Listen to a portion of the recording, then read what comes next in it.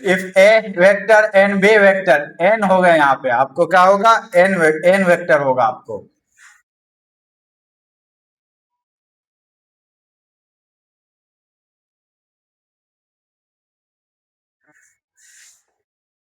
यहाँ पे आपको एन होगा। यूनिट वेक्टर, यहाँ आपको थ्री वेक्टर दिया हुआ है और यूनिट वेक्टर बोला है, तो उसका मैग्नीट्यूड क्या होगा, वन होगा। और आपको बी वेक्टर भी है, उसका भी आप मैग्नीट्यूड वन। सी वेक्टर भी है होगा आपको, उसका magnitude one. A is perpendicular to the plane of B C, यानी ए परपेंडिकुलर है बी और सी का, तो ए का बी परपेंडिकुलर होगा तो जीरो, ए के साथ बी लगाइए। फिर आपको ए परपेंडिकुलर है बी से, तो वो जीरो लिखे। फिर ए परपेंडिकुलर होगा आपको सी से, ए वेक्टर परपेंडिकुलर होगा सी वेक्टर से, वो भी जीरो। और आपको इसका वैल्यू निकालना है, किसका, ए वेक्टर और आपको प्लस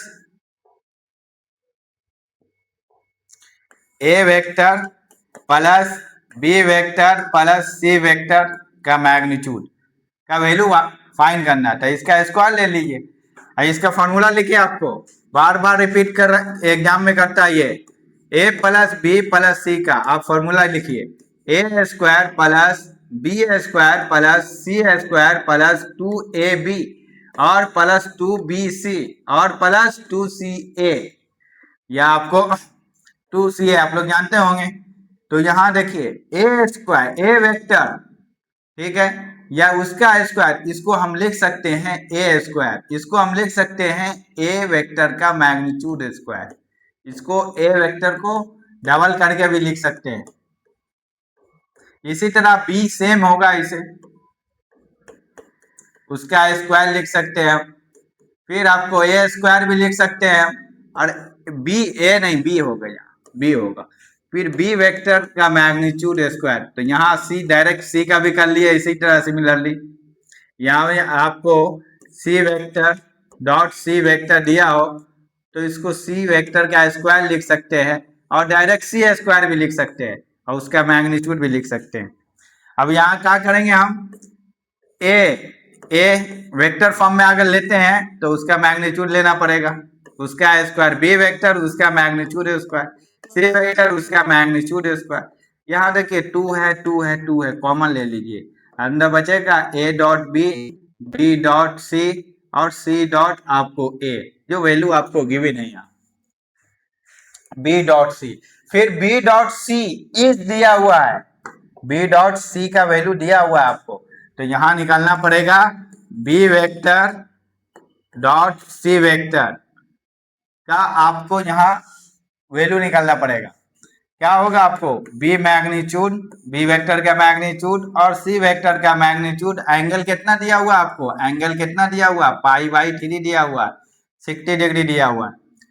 तो यहाँ हो गया आपको कॉस थीटा, हम लोग जानते हैं बी डॉट आपको सी फाइंड करना पड़ेगा, इसका मैग्नीट्यूड, बी का मैग्नीट्यूड क्या है, यूनिट वेक्टर बता दिया है तो वन, सी का मैग्नीट्यूड वन, कॉस थीटा कितना हो गया, तो cos theta is equal to B dot C, cos आपको थीटा कितना पाई बाई थ्री, तो यहाँ pi by three 60 degree, one by two, तो बी डॉट सी कितना निकला आपको, बी डॉट सी आपको वन बाई टू निकला।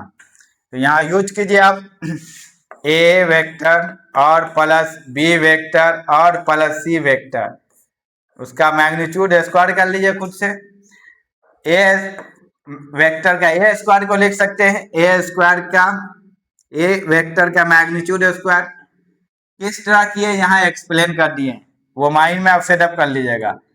बी का मैग्नीट्यूड उसका स्क्वायर बी स्क्वायर कीजिएगा, सी स्क्वायर उसका magnitude plus two A dot B, A dot B और plus B dot C vector लेंगे, और आपको प्लस सी डॉट आपको ए, ए। अब देखें यहाँ ए वेक्टर का मैग्नीट्यूड किया क्या दिया हुआ, वन, वन पे स्क्वायर करेंगे तो वन ही होगा। बी वेक्टर का मैग्नीट्यूड दिया हुआ वन, उसको भी स्क्वायर करेंगे वन ही होगा। सी वेक्टर का मैग्नीट्यूड दिया हुआ है आपको वन, स्क्वायर अगर करेंगे तो 1 हो जाएगा। अब यहां देखिए 2 A dot B, A is perpendicular है, ए इज परपेंडिकुलर है बी का, तो ए डॉट बी कितना आया 0। फिर आपको बी डॉट सी कितना निकाले हैं 1/2, 1/2, और सी डॉट ए या A dot B, A dot C dot A, बात एक ही है, वो भी 0। अब निकालिए, तो ये किसके बराबर है आपको, ए plus B plus C vector magnitude उसका स्क्वायर है। ठीक है, तो यहाँ इसको ऐड करेंगे आप,